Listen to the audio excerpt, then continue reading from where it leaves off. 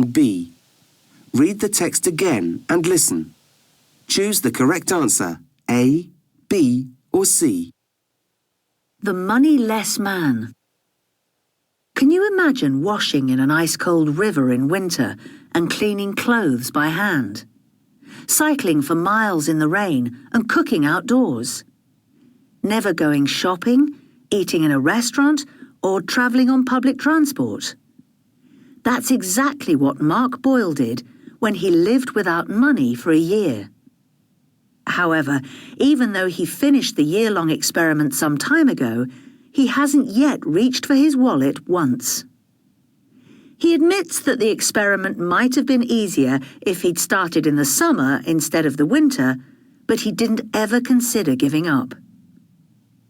Mark studied economics and then worked in business for several years before realizing he wanted to try and make a change in the world.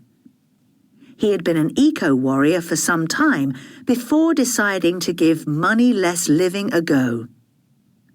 He was given an old caravan to live in, and before beginning the experiment, he bought solar panels to ensure he would have enough energy to run his laptop and a lamp. If Mark hadn't had any electricity, he wouldn't have been able to share his experience with the world via his blog, The Freeconomy Community. His caravan is on a friend's farm, where he works part-time in order to pay for the space. Eating without spending any money is a challenge, but Mark never goes hungry. He is a vegan, and he grows his own fruit and vegetables. He also forages for wild foods like nuts and collects waste food from supermarkets and shops in the nearest town. There is so much food thrown away by supermarkets that he often gives away the extra to people who need it. One of the first observations that Mark made after a few weeks of moneyless living was that everyday tasks take a lot longer. Washing clothes by hand can take all morning, and preparing a simple meal can take hours. Mark believes, however, that not depending on other people or technology makes him appreciate everything more. If Mark had experienced a lot of difficulty during his experiment, he would have been happy when it was over. However, he has no plans to return to a life with money. He has written a book about his moneyless year, and the profits will be given to his charity, the Freeconomy Charitable Trust, which is working towards setting up moneyless villages around the country for people who want to live in an alternative way.